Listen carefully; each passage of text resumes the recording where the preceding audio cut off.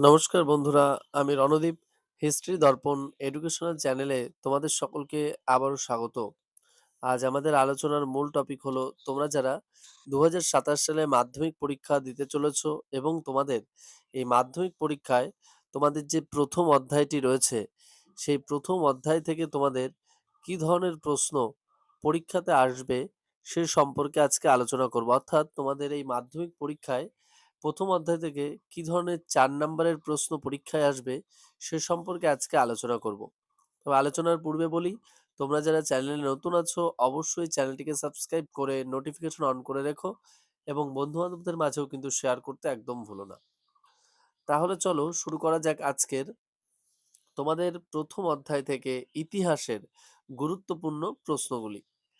অর্থাৎ ইতিহাসে তোমাদের প্রথম অধ্যায় থেকে যে প্রশ্নগুলো পড়তে হবে শুধুমাত্র 4 নম্বরের ক্ষেত্রে। দেখো, প্রথম যে প্রশ্নটা তোমরা পড়বে সেটি হলো খেলাধুলার ইতিহাস সম্পর্কে কি জানো সে সম্পর্কে লেখো বা টিকা লেখো খেলাধুলার ইতিহাস।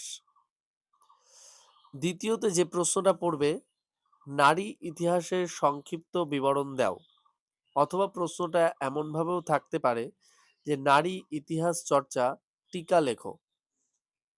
নেক্সট 3 নম্বরে যে প্রশ্নটা পড়বে তোমরা আধুনিক ইতিহাস রচনার উপাদান হিসেবে জীবন স্মৃতি গ্রন্থের ভূমিকা আলোচনা করো। অর্থাৎ বুঝতেই পারছো যে জীবন স্মৃতি যে উপাদানটা ছিল সেই উপাদান সম্পর্কে কিন্তু তোমাদের আলোচনা করতে হবে। এটা ইতিহাসের কিন্তু একটা উপাদান এটি। আর তারপর 4 নম্বরে যে প্রশ্নটা তোমরা পড়বে সংবাদপত্র রূপে সম্প্রকাশের গুরুত্ব আলোচনা করো। দেখো, এই প্রথম অধ্যায় থেকে তোমরা 4 নম্বরের জন্য এই 4টি প্রশ্ন পড়লেই হয়ে যাবে। তোমাদের আর অত্যাধিক কোনো প্রশ্ন পড়তে হবে না। তোমরা খুব ভালো করে এই 4টে প্রশ্ন তৈরি করে রেখো। আর আমি তোমাদের এমনভাবেই প্রতিটি অধ্যায় অর্থাৎ 8টি যে অধ্যায় রয়েছে তোমাদের 8টি অধ্যায় থেকেই গুরুত্বপূর্ণ 4 নাম্বার, 8 নাম্বার এবং 2 নাম্বারের প্রশ্নগুলো কিন্তু আলোচনা করে দেব। তোমরা অবশ্যই সেগুলো ফলো করো। তাহলে কিন্তু তোমরা 2027 সালে তোমাদের যে মাধ্যমিক পরীক্ষাটা হবে তোমরা কিন্তু অধিকাংশ প্রশ্নই হুবহু কমন পেয়ে যাবে। অর্থাৎ এর বাইরে কিন্তু কোনো প্রশ্ন থাকবে না। আর তোমাদের যদি কোনো জানার কোনো ইচ্ছা থাকে বা অন্য কোনো টপিক সম্পর্কে তোমরা জানতে চাইছো বা অবশ্যই, তাহলে তোমরা কমেন্ট বক্সে কমেন্ট করে জানাতে পারো।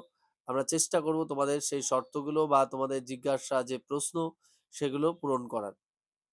আর তুমি যদি চ্যানেলে নতুন হয়ে থাকো অবশ্যই কিন্তু সাবস্ক্রাইব করতে ভুলো না, নোটিফিকেশন অন করে রেখো। আর বন্ধু বান্ধবদের মাঝে অবশ্যই চ্যানেলটিকে শেয়ার করে দিও। তাহলে চলো, দেখা হচ্ছে তোমাদের সাথে পরবর্তী ভিডিওতে। সকলে ভালো থাকবে, সুস্থ থাকবে।